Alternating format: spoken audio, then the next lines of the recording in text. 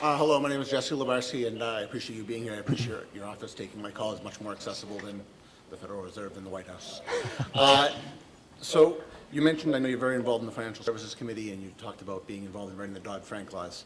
I happen to be one of those Wall Streeters who are waiting for the rules for Dodd-Frank. There's a lot of business that is not being conducted because we simply don't know the rules. We're 4 years after this crisis. For the record, I've never traded mortgage-backed security, a mortgage bond, or anything else. But our companies are waiting for the rules so we can actually conduct more business and grow our economy and help out.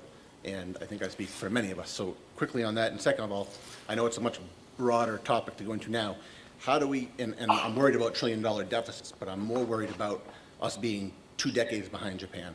We have a population that's aging. We have less work to these problems because of the worse for us. We have less skilled workers in the workforce unless we change our educational system. How is Washington going to solve this problem, and can we ever get this done over the next 10 years if the deficit isn't $17 trillion, it's more like $217 trillion once you go into the unfunded liabilities of this country? Do we have a roadmap for that? For education? For education, for fixing Medicaid, Social Security for my children, and I'd also like you to speak about the Dodd-Frank rules, because in particular.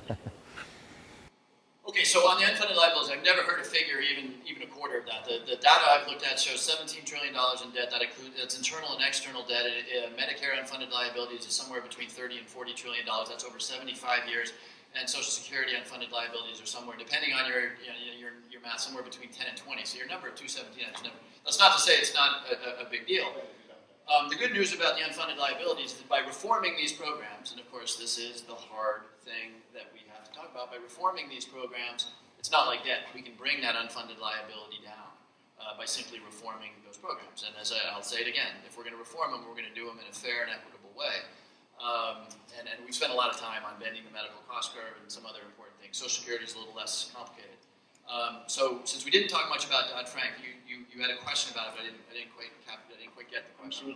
Why all the rules are not written. We have a law in place that does not have rules that tell me what me or my company is allowed to do. I work for a company that has a broker, it has a bank, and we're in a holding pattern because, and I'm not speaking about my company in specific, but in general, as to what the rules will be versus banks versus brokers and how we can conduct business. How is that possible after all these years, and how do we have a law passed that doesn't have rules in it? Well, Dodd-Frank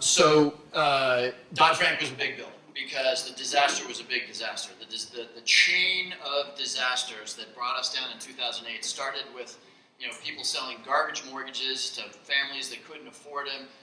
Then it moved on to, and by the way, getting paid for selling more garbagey mortgages rather than less, to the banks to securitize that stuff, to the derivatives that were written on this stuff. You see, you got a retail consumer problem, you've got an investment bank, you got a brokerage. I mean, it was a big, huge, ugly mess. And I didn't even mention Fannie Mae and Freddie Mac, which were part of that big, huge, ugly mess. So here you have this massive problem. So what did Dodd-Frank do? Amongst other things, I'm going to try to keep this, it created a Consumer Finance Protection Bureau that's going to try to keep mortgage brokers from selling exploding mortgages in lower income neighborhoods. It said we're going to do something we've never done in this country before, as you know, which is we're going to actually we're going to intensely regulate derivatives. We're going to make them trade on exchanges and clear through clearinghouses, and you're going to have adequate margins. So if you're AIG, you don't do what you so there's just a lot of stuff in there, and the reason you don't want me and my colleagues writing those rules is because I would argue to you that I'm in the top 10 of the 535 members of Congress in terms of understanding things like derivatives, because I was in the business for a while, and you don't want me anywhere near writing margin rules for complicated derivatives. That's the job of the regulator, and that just takes some time. Just one more comment. Yeah. The regulators often come to my desk. They don't even know what they're looking at. Now you're horrifying me. Thank you. If I understand this stuff better than the regulators do, we're all in a lot of trouble. Yeah.